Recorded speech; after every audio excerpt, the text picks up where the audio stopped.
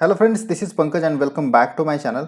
आज के वीडियो का टॉपिक है ऑर्डर फ्लो एनालिसिस। शायद आपने ये टॉपिक बहुत कम बार सुना होगा या इस टाइप का चार्ट आपने शायद देखा नहीं होगा। ऑर्डर फ्लो एनालिसिस एक ऐसा टूल है जिसको यूज करके हम हमारे ट्रेडिंग डिसीजंस बहुत इफेक्टिवली ले सकते हैं एंड इस टूल को हम हमारे प्राइस एक्शन के साथ भी कंबाइन कर सकते हैं। तो दोनों को कंबाइन करके इसकी इफेक्टिविटी और बढ़ जाती है। तो आज के वीडियो में ऑर्डर फ्लो क्या होता है वो डिटेल में जानेंगे। तो उसके पहले उसका एक कुछ ग्लिम्स मैं आपको यहाँ दिखाता हूँ। यहाँ आपके सामने बैंक निफ्टी का फ्यूचर का चार्ट है। इसको मैं नॉर्मल कैंडलस्टिक पर शिफ्ट करता हूँ तो यहाँ आप देख सकते हैं कि गैप डाउन ओपन होने के बाद बैंक निफ्टी यहाँ कंसोलिडेट कर रहा था और यहाँ फिर हमें समझ में नहीं आएगा कि यहाँ से बैंक निफ्टी में किस साइड में मूवमेंट हो सकती है। फॉर एग्जांपल यहाँ आप देखिए, यहाँ से यहाँ बुलिश मूवमेंट होना स्टार्ट हुआ, बट हमें फिर कॉन्फिडेंस कैसे आएगा कि इतना गैप डाउन होने के बाद, कंसोलिडेशन के बाद यहाँ से बैंक निफ्टी में रैली आएगी कि नहीं आएगी।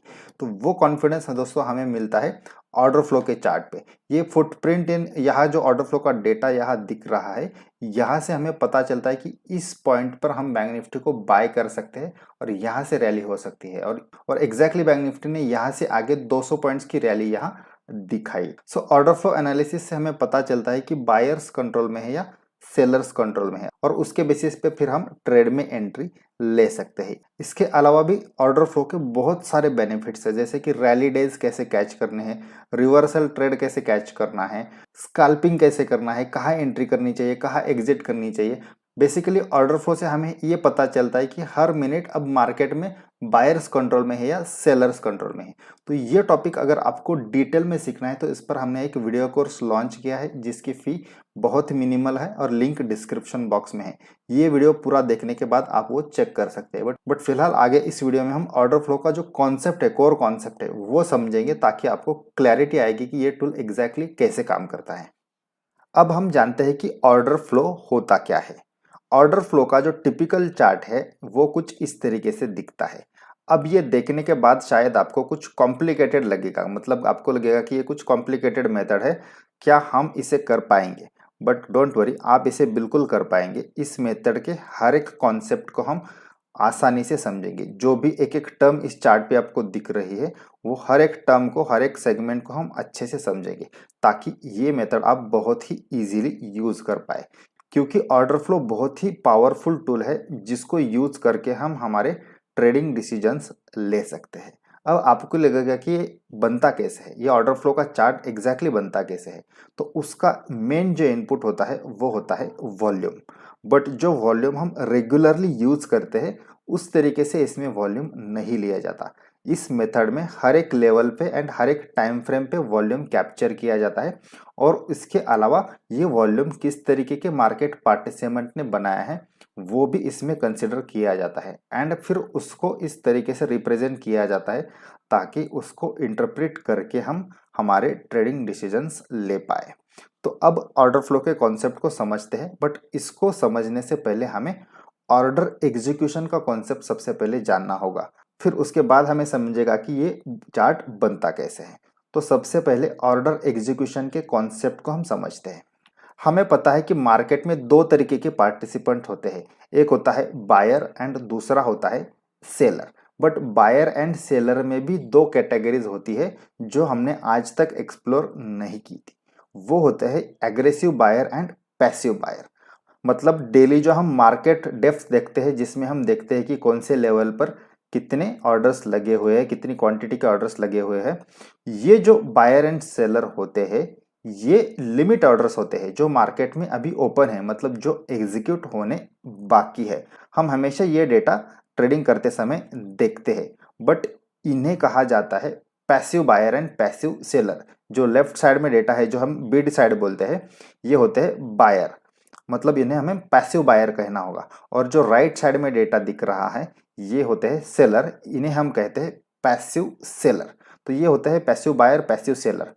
अब जो मार्केट में मूवमेंट आती है ये इन पैसिव बायर सेलर की वजह से नहीं आती है। मूवमेंट आती है जो मार्केट ऑर्डर्स प्लेस करते हैं उसके वजह से मूवमेंट आती है, क्योंकि ये ऑर्डर्स तो स्टैग्नेंट्स है उस पर्टिकुलर लेवल पे। प्राइस में अगर मूवमेंट आना है तो किसी एग्रेसिव बायर या एग्रेसिव सेलर को इनके साथ अपने ऑर्डर्स को मैच करना होगा, तब प्राइस में फ्लक्चुएशन आएगा। फॉर एग्जांपल अब मान लो कि यहाँ से अगर प्राइस ऊपर जानी चाहिए तो फिर मार्केट बायर्स को ऑर्डर प्लेस करने होंगे, और फिर मार्केट बायर्स के ऑर्डर किसके साथ एग्जीक्यूट होंगे? ऑब्वियसली ये जो यहाँ पैसिव सेलर खड़े हैं, जो लिमिट ऑर्डर्स इन्होंने यहाँ प्लेस किए हैं, इनके साथ मार्केट बायर्स के ऑर्डर मैच होंगे। और अगर मार्केट में मार्केट सेलर आते हैं तो वो मार्केट पे सेल ऑर्डर प्लेस करते हैं, तो उनके ऑर्डर किनके साथ मैच किए जाएंगे? ऑब्वियसली ये जो लिमिट बायर्स यहाँ खड़े हैं, जिन्हें हम पैसिव बायर कहते हैं, इनके साथ। तो आई होप यहाँ तक आपको कॉन्सेप्ट क्लियर है। मैं फिर से एक बार रिपीट करता हूँ, जो हम मार्केट डेप्थ देखते हैं, इसमें जो बायर्स हम दिखते हैं यहाँ बीड साइड में, वो होते हैं पैसिव बायर, यहाँ होते हैं पैसिव सेलर। और जो मार्केट ऑर्डर प्लेस करते हैं, फॉर एग्जांपल किसी ने मार्केट बाय का ऑर्डर प्लेस किया तो वो ऑर्डर मैच हो जाएगा ये वाले सेलर के साथ। अगर उसकी ज़्यादा क्वांटिटी है तो उसका नेक्स्ट, उसका नेक्स्ट, इस तरीके से। और ऐसे अगर बहुत सारे मार्केट बायर्स पार्टिसिपेट करने लगे तो ये इनके साथ इनकी ऑर्डर मैच होगी एंड प्राइस फिर ऊपर ऊपर चली जाएगी। सिमिलरली अगर मार्केट में सेलिंग प्रेशर आता है, मतलब कुछ मार्केट सेलर्स आते हैं जो कंटिन्यूसली मार्केट ऑर्डर्स प्लेस कर रहे हैं सेलिंग के, तो वो ऑर्डर किसके साथ मैच होंगे? ये बायर्स के साथ, जिन्हें हम पैसिव बायर कहते हैं। और फिर यहाँ से प्राइस नीचे नीचे जाएगी। तो मार्केट में जो मूवमेंट आती है वो हमेशा मार्केट ऑर्डर की वजह से आती है, ना कि लिमिट ऑर्डर की वजह से। तो इसलिए जो लोग मार्केट ऑर्डर प्लेस करते हैं उन्हें कहा जाता है aggressive buyers and aggressive sellers, और जो लिमिट ऑर्डर प्लेस करते हैं उन्हें कहा जाता है passive buyer and passive seller. So I hope अभी आपको कॉन्सेप्ट क्लियर है। ये जो भी हम मार्केट डेप्थ में ऑर्डर देखते हैं ये सब ओपन ऑर्डर्स होते हैं, मतलब ये एग्जीक्यूट होना बाकी है। बट ये ऑर्डर्स एग्जीक्यूट होने के बाद कहाँ जाते हैं वो हमें कभी भी दिखते नहीं, उनको हम इग्नोर करते हैं। बट ऑर्डर फ्लो में ये ऑर्डर्स एग्जीक्यूट होने के बाद भी हम कैप्चर करते हैं एंड उन्हें चार्ट पर प्लॉट करते हैं। मतलब अगर यहाँ कोई मार्केट सेलर आया तो उसकी ऑर्डर मैच होगी इस पर्टिकुलर बायर के साथ, और ये जो एग्जीक्यूटेड ऑर्डर है ये ऑर्डर फ्लो के चार्ट पे हमें फुटप्रिंट पे दिख जाएगी। तो ऑर्डर फ्लो में जो एग्जीक्यूटेड ऑर्डर्स होते हैं वो प्लॉट किए जाते हैं। मार्केट डेप्थ में हम ओपन ऑर्डर्स देखते हैं, ऑर्डर फ्लो में एग्जीक्यूटेड ऑर्डर्स देखते हैं। अब वो किस तरीके से प्लॉट किए जाते हैं वो आगे हम जानते हैं। तो यहाँ आपके सामने ऑर्डर फ्लो का टिपिकल फुटप्रिंट है। जो ऊपर हमने देखा वो था मार्केट डेप्थ। अब यहाँ आपको एक बीच में कैंडल दिख रही है, और इसके लेफ्ट साइड में कुछ डेटा दिख रहा है और राइट साइड में कुछ डेटा दिख रहा है। अब ये डेटा जानते हैं कि ये डेटा कैसे बनता है।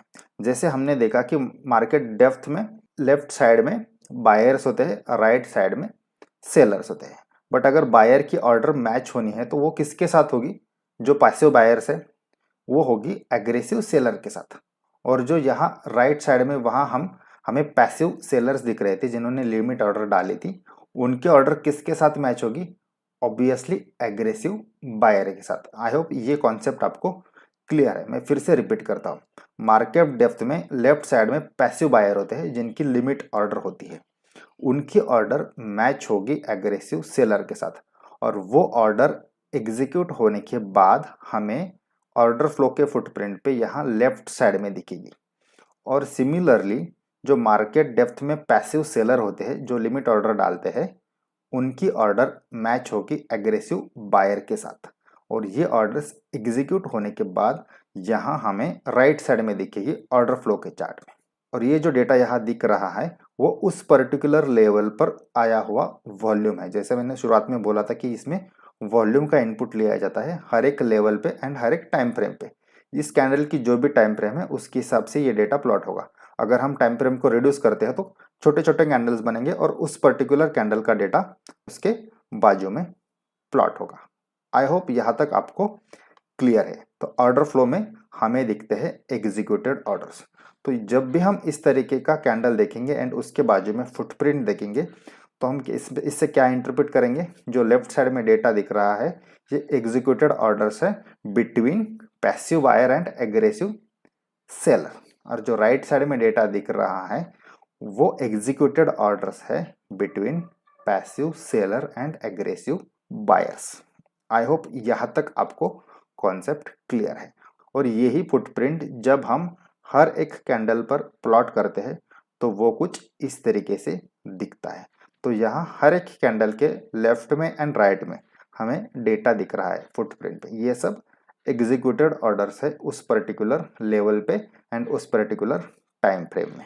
अब इसमें से कोई भी एक रैंडम कैंडल हम लेते हैं और उसका डेटा रीड करने की कोशिश करते हैं।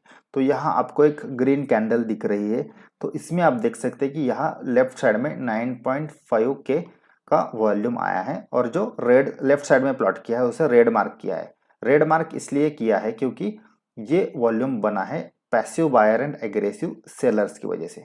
तो ऑर्डर फ्लो में aggressive buyer and aggressive seller को बहुत ज़्यादा इंपॉर्टेंस दिया जाता है क्योंकि मार्केट की मूवमेंट इन्हीं दो पार्टिसिपेंट की वजह से आती है। मतलब यहाँ 9.5 के का वॉल्यूम बना है between aggressive seller and passive buyer. Similarly उसी लेवल पर मार्केट बायर्स भी थे, उनका उन्होंने वॉल्यूम बनाया है 34,000 का। तो सिमिलरली यहाँ हर एक लेवल पर जो भी वॉल्यूम बना है because of market buyers and market sellers, वो यहाँ प्लॉट किया है।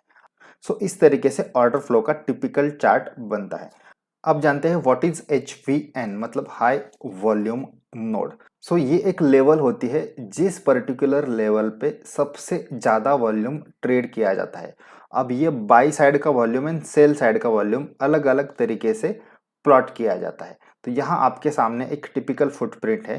तो यहाँ आप देख सकते हैं कि बाई साइड का जो यहाँ वॉल्यूम है सबसे नीचे 2000, 3000, 8000, 0, 50,000, 19,000 एंड 12,000।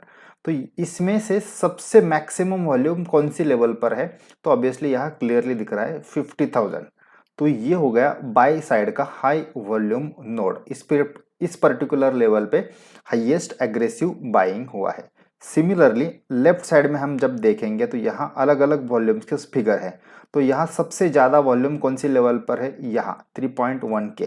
तो यहाँ सबसे ज़्यादा एग्रेसिव सेलिंग हुआ है और ये जो सेल है यहाँ डार्केस्ट रेड कलर में प्लॉट है, यहाँ ये जो सेल है डार्केस्ट ग्रीन कलर में प्लॉट है।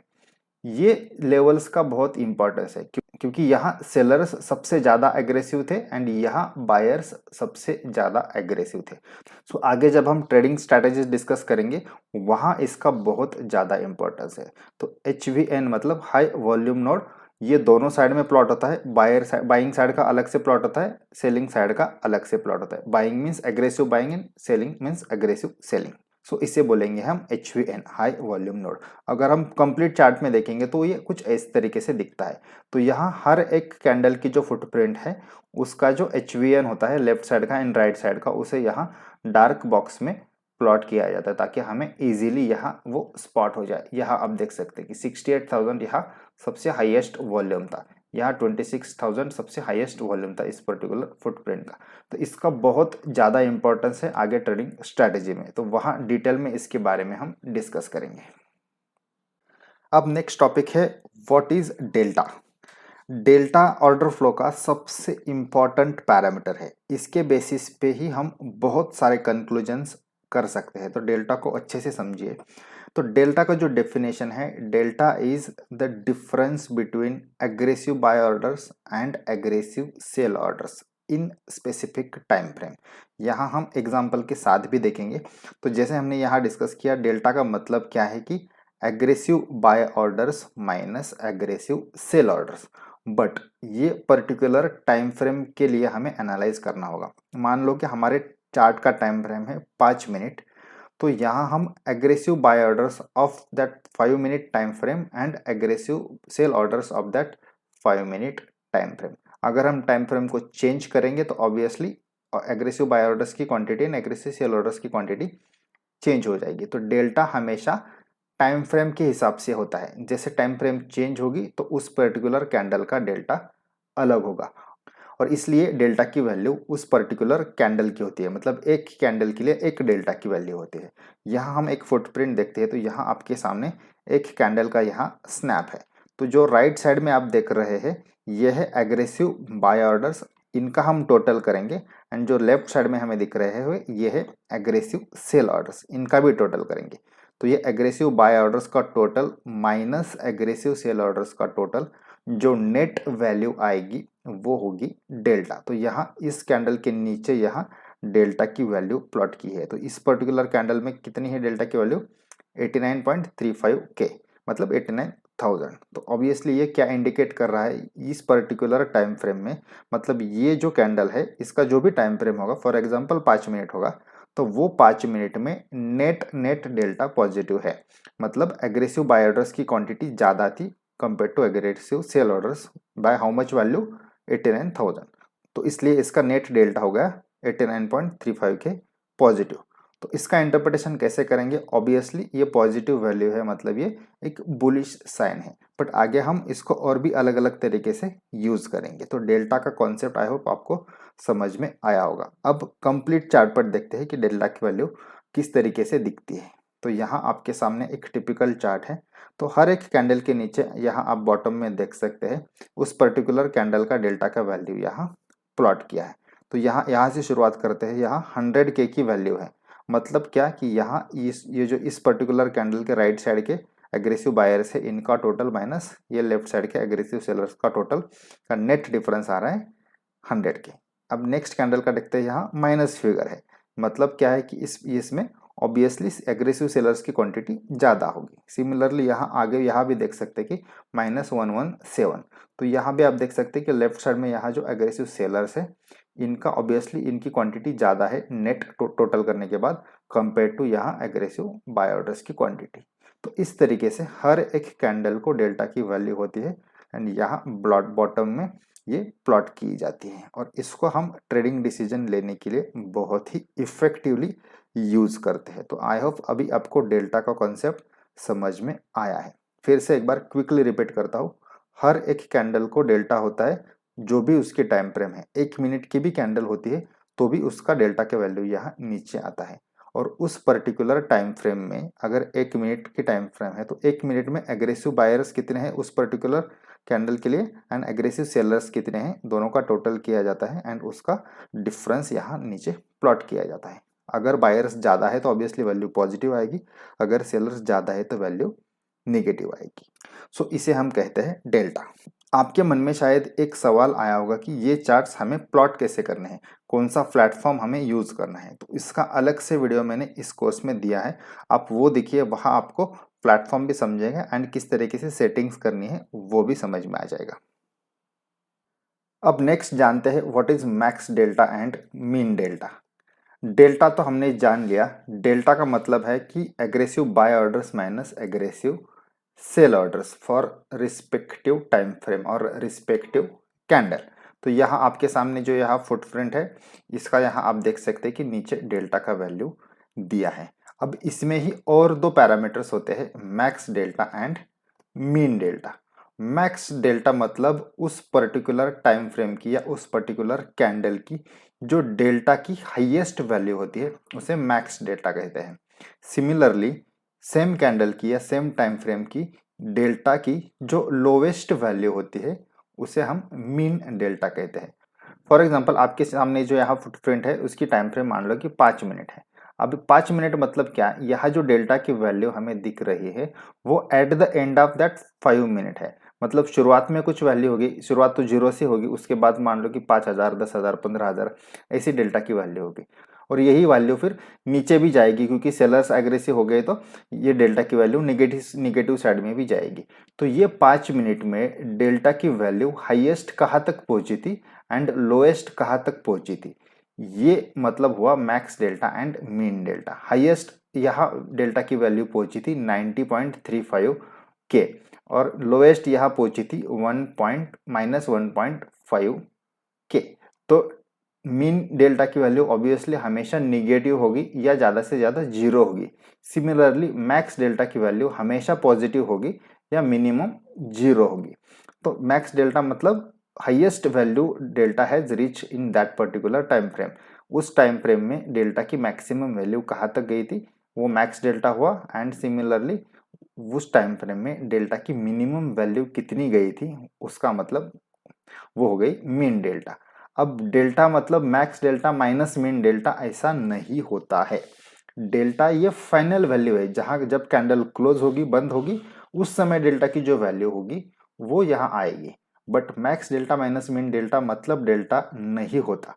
क्योंकि मैक्स वैल्यू कितनी भी हो सकती है, फॉर एग्जांपल यहाँ 200 तक जा सकती है, बट फाइनली वहां से सेलिंग प्रेशर आके ये यहाँ क्लोज हो सकती है। तो max delta and mean delta direct subtraction करके डेल्टा नहीं आता। इससे हमें एक अंदाजा आ जाता है कि उस पर्टिकुलर टाइम फ्रेम में मैक्सिमम वैल्यू कहाँ तक गई थी। अब यहाँ आप देखिए कि मीन वैल्यू बहुत ही छोटी है -1.5 के, और मैक्स गई थी 90। तो मतलब कैंडल का जो क्लोजिंग है मैक्स डेल्टा के आसपास हुआ है। तो इससे हमें पता चलता है कि इस कैंडल की स्ट्रेंथ बहुत ज़्यादा है, जहाँ मीन डेल्टा बहुत कम है एंड मैक्स डेल्टा की वैल्यू एंड डेल्टा की वैल्यू आसपास है। तो इससे हमें कैंडल की स्ट्रेंथ पता चलती है। सिमिलरली निगेटिव साइड में भी होगा। आगे कंप्लीट चार्ट पे सेम वैल्यूज देखते हैं। तो यहाँ आपके सामने ये कंप्लीट चार्ट है। यहाँ आप देखिए अलग अलग कैंडल का max delta and mean delta की वैल्यू। अब ये पर्टिकुलर कैंडल लेते हैं, तो यहाँ मैक्स डेल्टा का वैल्यू पहुंचा था 23,000 तक, और मीन डेल्टा का वैल्यू है -117.05, एंड फाइनल डेल्टा का भी वैल्यू वही है। मतलब क्या, जो कैंडल का क्लोजिंग टाइम था तब ही डेल्टा ने उसकी मिनिमम वैल्यू रीच की है। तो मतलब ये कैंडल बहुत ही स्ट्रॉन्ग नेगेटिव कैंडल है। सिमिलरली इसके बाजू में जो यहाँ कैंडल है, इसकी मैक्स डेल्टा की वैल्यू है 7.2 एंड मिन डेल्टा की वैल्यू है -18.2। इसका मतलब क्या, जब कैंडल स्टार्ट होगी वैल्यू पॉजिटिव थी, वो 7.2 तक गई, वहां से नेगेटिव की साइड में डेल्टा चेंज हुआ सेलिंग प्रेशर की वजह से, -18,000 तक गया, बट वहां से रिकवर होके फाइनल जो वैल्यू है डेल्टा की, ये कैंडल क्लोज होते समय वो है -7.85 के। तो इस तरीके से हम मैक्स डेल्टा एंड मिन डेल्टा की वैल्यू रीड करते हैं। सिमिलरली इसके बाजू की ये कैंडल आप यहाँ देखिए, यहाँ फाइनल वैल्यू है डेल्टा की 3.25 के, बट मैक्स वैल्यू गई थी 17,000 तक, 17.6 के तक गई थी, और जो मीन वैल्यू गई थी वो -9.6 तक गई थी। अब यहाँ कैसे हम इंटरप्रेट करेंगे, देखो मैक्स डेल्टा 17,000 तक गया था, बट वहां से सेलिंग प्रेशर आके फाइनल डेल्टा की वैल्यू बची है सिर्फ 3.25 के। मतलब क्या कि मैक्स डेल्टा की वैल्यू 17,000 तक गई थी, बट वहाँ वैल्यू सस्टेन नहीं हो पाई, वहां से सेलिंग प्रेशर आया एंड देन उसकी वजह से डेल्टा की वैल्यू 3,000 तक ड्रॉप हो गई। तो यहाँ हमें समझता है कि टॉप की साइड में, मतलब ये इस कैंडल की जो हाई है वहां से सेलिंग प्रेशर आया है, तो वो एक निगेटिव सेंटिमेंट हमारे लिए या निगेटिव इंडिकेशन यहाँ से आता है। एंड देन उसके बाद इमिडिएटली आप देखिए नेक्स्ट कैंडल में और सेलिंग प्रेशर बढ़ता है एंड इस यहाँ फॉल आ जाता है। तो मतलब हमारी अगर बाई की पोजीशन है तो यहाँ हम बिल्कुल कॉशियस होंगे, क्योंकि टॉप से सेलिंग आया है, और यहाँ अगर फॉल होना स्टार्ट होता है तो डेफिनेटली हम हमारा लॉन्ग का ट्रेड यहाँ कट करेंगे। तो इस तरीके से मैक्स डेल्टा एंड मिन डेल्टा का सिग्निफिकेंस है वो हमारे ट्रेडिंग में बहुत यूजफुल हो सकता है। आगे स्ट्रेटेजीज में भी इसका हम यूज करेंगे। नेक्स्ट जानते हैं व्हाट इज क्यूमुलेटिव डेल्टा। हमने अभी तक डेल्टा क्या होता है वो जाना, मीन डेल्टा जाना, मैक्स डेल्टा जाना। अब फोर्थ टर्म है क्यूमुलेटिव डेल्टा। डेल्टा तो हमने जाना कि एक पर्टिकुलर कैंडल की डेल्टा की वैल्यू यहाँ नीचे प्लॉट की जाती है, और हर एक कैंडल की डेल्टा की वैल्यू यहाँ नीचे प्लॉट की जाती है। सिमिलरली उस पर्टिकुलर कैंडल का mean delta and max delta भी वहाँ सेम कैंडल के नीचे यहाँ प्लॉट होता है। अब क्यूमुलेटिव डेल्टा मतलब क्या, जब से ट्रेडिंग डे स्टार्ट होता है, मतलब जब फर्स्ट कैंडल है डे की, यहाँ आप देखिए ये डे की फर्स्ट कैंडल है, तो फर्स्ट कैंडल के बाद डेल्टा की वैल्यू हर एक कैंडल में कैसे चेंज हो चुकी है, ये हमें दर्शाता है क्यूमुलेटिव डेल्टा। तो क्यूमुलेटिव डेल्टा मतलब क्या, फर्स्ट कैंडल से डेल्टा का एडिशन होता है। यहाँ आप देखिए फर्स्ट कैंडल में डेल्टा का वैल्यू था -67.1 के, और क्यूमुलेटिव डेल्टा की भी वैल्यू सेम होगा क्योंकि ये फर्स्ट कैंडल है। अब सेकंड कैंडल में क्या होगा, सेकंड कैंडल में डेल्टा का वैल्यू यहाँ आ गया -9.2 के, मतलब पहले -67 था प्लस यहाँ -9 हुआ, तो दोनों का एडिशन होता है -76.3 के। तो मतलब क्यूमुलेटिव डेल्टा यहाँ 76 हो गया, मतलब ये दोनों का एडिशन हो गया। अब थर्ड में सेम होगा, 76 प्लस ये जो थर्ड कैंडल का डेल्टा होगा वो इसमें ऐड होगा, वो भी यहाँ माइनस आया है, तो इसलिए ये डेल्टा नेगेटिव साइड में बढ़ गया, -84 हो गया। सेम फोर्थ कैंडल में डेल्टा पॉजिटिव आ गया, मतलब +6.15 के, तो और यहाँ -84 था, तो ऑब्वियसली इसके एडिशन होने के बाद ये डेल्टा ड्रॉप हुआ -78.7 के। तो सिमिलरली हर एक कैंडल का डेल्टा यहाँ ऐड होगा। अभी इसमें तो बहुत ज़्यादा नेगेटिव ऐड हुआ, तो ऑब्वियसली यहाँ वैल्यू 2 लाख तक गई।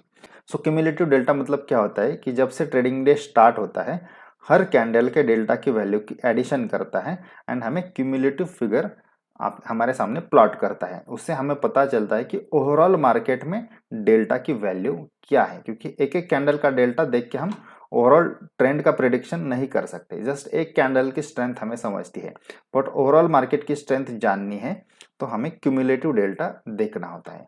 अब सेम क्यूमुलेटिव डेल्टा का नीचे हम यहाँ ग्राफ भी प्लॉट कर सकते हैं। आगे सेटिंग्स में हम जानेंगे कि ग्राफ कैसे प्लॉट करना है।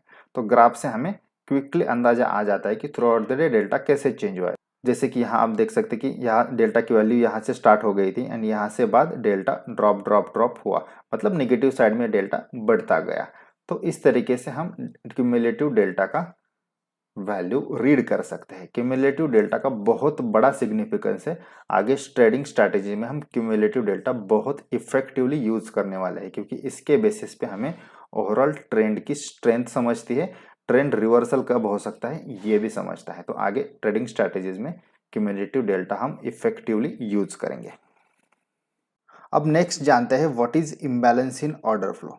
इम्बैलेंस कुछ एक अलग सा कॉन्सेप्ट है, इसे ध्यान से समझिए क्योंकि थोड़ा सा लोगों का इसमें कंफ्यूजन हो जाता है।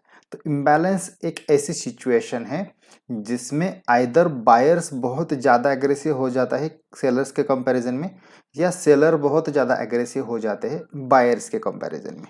मतलब दोनों में से एक पार्टी बहुत ज़्यादा एग्रेसिव होती है और उसका इम्प्लीकेशन हमें फुटप्रिंट पे दिखता है। मतलब जो ऑर्डर फ्लो का फुटप्रिंट होता है इसमें उसका इम्प्लीकेशन दिखता है। अब इम्बैलेंस के दो टाइप्स है, उसमें सबसे पहला तरीका हम देखते हैं डायगोनल इम्बैलेंस।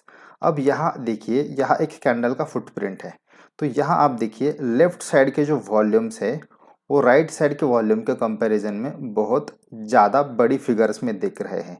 मतलब क्या कि यहाँ इस पर्टिकुलर कैंडल पे सेलर बहुत ज़्यादा एग्रेसिव थे, तो उन्होंने एग्रेसिव सेलिंग किया और उसका इम्प्लीकेशन क्या हुआ कि यहाँ लेफ्ट साइड में हमें वॉल्यूम बहुत ज़्यादा दिख रहा है।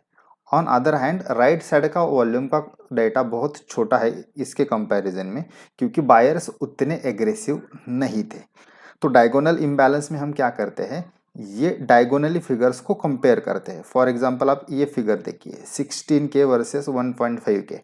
तो अब ये दोनों का कंपैरिजन अगर हम करेंगे तो यहाँ देखिए ये दोनों का अगर हम रेशियो निकालते हैं तो वो रेशियो आता है ऑलमोस्ट 10.667। मतलब इसको परसेंटेज में करेंगे तो वो 1000% इम्बैलेंस हुआ कंपेयर टू दिस। अब यहाँ दूसरा देखिए, यहाँ सिर्फ 50 का वॉल्यूम है, यहाँ 8.6, मतलब ये तो बहुत ज़्यादा हुआ। 173 का इनका रेशियो आता है और ये इसका कंपैरिजन तो 1,73,000 आता है। सेकंड यहाँ देखिए 400 एंड 16,000, यहाँ भी 4000% का इम्बैलेंस आता है। सिमिलरली यहाँ भी आप देखिए 91K एंड 13K, तो यहाँ 7 टाइम्स का मतलब 700% का इम्बैलेंस आता है। तो परसेंटेज हम इस तरीके से निकालते हैं, पहले उनका रेशियो निकालते हैं एंड उसको फिर 100 से मल्टीप्लाई करते हैं। तो इसका इंटरप्रिटेशन हमें कैसे करना है, जब भी इस तरीके का सिनेरियो हमें दिखता है इसका मतलब ये होता है कि एक साइड पे बहुत एग्रेसिव ट्रेडिंग हो रहा है। तो इस केस में लेफ्ट साइड में मतलब सेलिंग बहुत एग्रेसिव हो रहा है और हमें कैंडल से भी पता चल रहा है कि बहुत स्ट्रॉन्ग बियरिश कैंडल यहाँ बना है। तो इसका यूज हम ट्रेडिंग में कर सकते हैं। अब यहाँ देखिए ये जो इम्बैलेंस वाले सेल्स है यहाँ येलो हाईलाइटेड है, तो ये सेटिंग गो चार्टिंग के प्लेटफॉर्म पे अवेलेबल है। जहाँ भी इम्बैलेंस की सिचुएशन आती है उसका कलर ऐसे अलग से हाईलाइट हो जाता है, तो हमें मैनुअली कुछ करने की जरूरत नहीं। वन टाइम सेटिंग करेंगे तो हमें ऑटोमेटिकली ये सेल्स हाईलाइट हो जाएंगे। तो इसे बोलते हैं डायगोनल इम्बैलेंस। अब सेम सिनारियो कंप्लीट चार्ट पर देखते हैं। तो यहाँ आप देखिए ऑलरेडी मैंने यहाँ एक सैंपल चार्ट लिया है, तो यहाँ जो जो सेल्स हाईलाइट येलो हाईलाइटेड है यहाँ इम्बैलेंस की सिचुएशन है। यहाँ तो देखिए 34 के अगेंस्ट 0, यहाँ 12 के अगेंस्ट 4.7 के, यहाँ भी 12 के अगेंस्ट 1.7 के। तो इस तरीके से बहुत से ये जो येलो हाईलाइटेड सेल्स है यहाँ इम्बैलेंस की सिचुएशन है। तो ये हुआ डायगोनल इम्बैलेंस। अब इसमें और एक तरीका होता है फिक्स वॉल्यूम इम्बैलेंस। तो इसमें क्या करते हैं, हम डायगोनली कंपेयर नहीं करते, सेटिंग्स में हम फिक्स एक वैल्यू प्रीसेट करते हैं। फॉर एग्जांपल यहाँ मैंने 20,000 का वॉल्यूम सिलेक्ट किया, तो इसमें जो भी सेल में 20,000 के ऊपर का वॉल्यूम होगा वो यहाँ येलो हाईलाइटेड हो गए। तो यहाँ आप देखिए 91 के, 34 के, 58 के, 48 के। सो इस तरीके से यहाँ 20,000 के ऊपर के वॉल्यूम के सेल हाईलाइट हो जाते हैं। तो बट फिक्स वॉल्यूम वाला इम्बैलेंस ज़्यादा यूज़ नहीं होता। लोग ज़्यादातर ये डायगोनल वाला इम्बैलेंस यूज़ करते हैं, और आगे भी हम ट्रेडिंग सेटअप में जानेंगे कि ये डायगोनल वाला इम्बैलेंस हमें कैसे यूज़ करना है। ये एक इफेक्टिव तरीका हो सकता है ट्रेडिंग करने के लिए। नेक्स्ट टॉपिक है अनफिनिश्ड बिजनेस। इसको फेल्ड ऑक्शन भी कहा जाता है। ये जो कॉन्सेप्ट है इसको मैं पर्सनली ज़्यादा एक्टिवली यूज़ नहीं करता, बट फिर भी हम इसे डिस्कस करेंगे आपके नॉलेज के लिए। कभी कभार आप इसे यूज़ कर सकते हैं एज अ सपोर्टिंग टूल। तो सबसे पहले जानते हैं कि ये कॉन्सेप्ट क्या है। ये भी थोड़ा सा अलग सा कॉन्सेप्ट है, इसको स्लोली हम समझ के लेते हैं। तो जब भी मार्केट में नया हाई या लो लगता है, रादर हर कैंडल में एक हाई या लो लगता ही है, तो वो प्रॉपरली बनना चाहिए। अब ये प्रॉपरली का जो ऑर्डर फ्लो का डेफिनेशन है वो थोड़ा सा अलग है। तो ऑर्डर फ्लो के हिसाब से जब भी कोई कैंडल हाई या लो फॉर्म करती है, कैंडल क्लोज होने के बाद उसमें जो लेफ्ट साइड होता है, मतलब जो ये बिड वाला साइड होता है, ये वाले साइड का जो टॉप का सेल है यहाँ यहाँ जीरो कॉन्ट्रैक्ट्स ट्रेड होने चाहिए, मतलब यहाँ जीरो होना चाहिए। और जो राइट का साइड है इसे हम आस्क साइड करते हैं, इसे हम आस्क साइड कहते हैं या ऑफर साइड कहते हैं। इसका जो लो के आसपास का कॉन्ट्रैक्ट है, लो के पास का कॉन्ट्रैक्ट है, यहाँ जीरो कॉन्ट्रैक्ट्स ट्रेड होने चाहिए। मतलब राइट बॉटम में जीरो चाहिए एंड लेफ्ट टॉप में जीरो चाहिए। ये ध्यान में रखिए। तो इसे कहते हैं प्रॉपरली कैंडल फॉर्म होना। और जब भी ये सिचुएशन नहीं बनती है, मतलब कोई अगर कैंडल बनती है वहाँ ऊपर की साइड में यहाँ लेफ्ट में जीरो नहीं है, कुछ वैल्यू है, कुछ कॉन्ट्रैक्ट्स यहाँ ट्रेड हो चुके हैं, या फिर राइट साइड में यहाँ जीरो के अलावा कुछ नंबर है, यहाँ कुछ कॉन्ट्रैक्ट्स ट्रेड हो चुके हैं राइट बॉटम में। तो जब भी ऐसी सिचुएशन बनती है इसे एक इम्परफेक्ट सिचुएशन कहा जाता है। एंड इसके बाद फिर प्राइस जिस भी डायरेक्शन में जाती है वो वाला लेवल फिर एक बार रीटेस्ट होने के चांसेस बहुत बढ़ जाती है, क्योंकि वहाँ बिजनेस फिनिश नहीं है, वहाँ का ऑक्शन फेल हो चुका है। तो इसलिए वहाँ फिर से प्राइस रीटेस्ट होने की कोशिश करती है, रीटेस्ट करने की कोशिश करती है। तो वो वाला लेवल प्राइस फिर से रीटेस्ट करने की कोशिश करती है। तो यहाँ कुछ एग्जांपल्स देखते हैं। तो यहाँ आप ये कैंडल देखिए, इसमें राइट बॉटम में जीरो है, बट यहाँ टॉप में जीरो नहीं है, 1.5 के कॉन्ट्रैक्ट्स है। तो इसे हम कहेंगे अनफिनिश्ड बिजनेस। दूसरा एक एग्जांपल देखते हैं यहाँ। तो यहाँ देखिए, इसमें तो दोनों साइड में अनफिनिश्ड बिजनेस है, यहाँ भी है एंड यहाँ बॉटम में भी है, तो दोनों साइड में है। तो जब भी ऐसी सिचुएशन बनती है प्राइस फिर से वो वाला लेवल टेस्ट करती है। चार्ट के साथ एक एग्जांपल देखते हैं। तो यहाँ आप देखिए, यह अनफिनिश्ड बिजनेस बना है, लेफ्ट टॉप में जीरो नहीं है। तो इसके बाद क्या हुआ, प्राइस नीचे गई और फिर एक बार वो वाला लेवल प्राइस ने टेस्ट किया। तो इस तरीके से हम इम्बैलेंस को यूज करते हैं, बट ये एक प्राइमरी ट्रेडिंग टूल नहीं है, क्योंकि बहुत बार हमें इस तरीके का सिचुएशन देखने मिलेगा। तो इसलिए हम इसे एक as a primary tool use नहीं कर सकते।